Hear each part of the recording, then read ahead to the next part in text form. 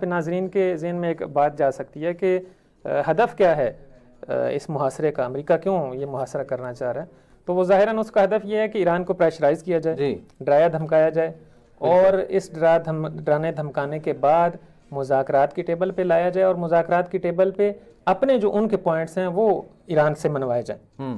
और इसमें मैं ये कोट करना चाहूँगा रहबर शहीद की बात जो उन्होंने कही थी ईरानी मिलत के बारे में। उन्होंने ये कहा था कि मिलत ईरान जो है, उन्होंने कहा था कि ये जो जिन्होंने पहले भी हमला किया और अब भी ये कर रहे हैं, तो उन्होंने कहा कि ये डराने धमकाने के लिए, उन्होंने कहा ये आप उन लोगों को और उन कौमों को डराएं धमकाएं जो आपकी धमकियों से डरते हैं और असर लेते हैं। बिल्कुल सही। और रहबर मुअज़्ज़म ने ये कहा कि मिल्लत ईरान तस्लीम हिच कस ना खारिज हो, यानी ईरानी कौम जो है वो किसी के आगे तस्लीम नहीं होगी, किसी धमकी किसी प्रेशर के आगे जो है वो सरेंडर नहीं करेगी। और आप पे यही देख रहे हैं जी जी, और आपने ये देखा है कि ईरान जब से इनकलाब इस्लामी जो है वो आया है ईरान के अंदर, तो ईरान ने शो किया है, ईरान ने हर मैदान में, चाहे वो जंगी मैदान है, चाहे वो माशी मैदान है, चाहे वो सकाफती मैदान है, सब में ईरान ने जो है वो रेजिस्ट किया है और किसी भी मैदान में ईरान ने जो है वो दुनिया के आगे सरेंडर नहीं किया और ना ही अभी करेगी इंशाअल्लाह। जी,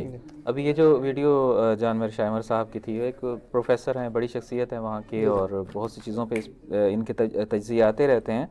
तो इसमें वो कह रहे थे कि लास्ट पर्सन तक, आखिरी शख्स तक जो है ये लड़ेंगे। बिल्कुल ऐसा। अगरचे इन्होंने कहा नेशनलिस्ट, ये समझते नहीं है ना इनकलाबी क्या होता है, और ये लोग फिर वो सिर्फ नेशनलिस्ट और वो क्या कि और आगे बढ़ जाते हैं।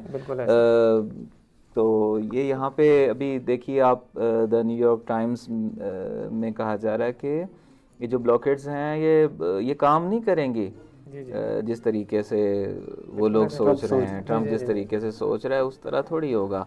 बिल्कुल ऐसे एक अरसे से ब्लॉकेड में है ईरान। हाँ जी, बिल्कुल ये समंदरी ब्लॉकेड इस तरीके से अब है, वरना ये जो सैंक्शंस थी हर तरफ से ईरान को जकड़ के रखा हुआ था। फिर भी आप इनकी तरक्की देखिए, इनकी साइंस देखिए, साइंस के अंदर तरक्की और पेशरफ्त और पता नहीं किस किस चीज़ में। जी जी, बिल्कुल ऐसे।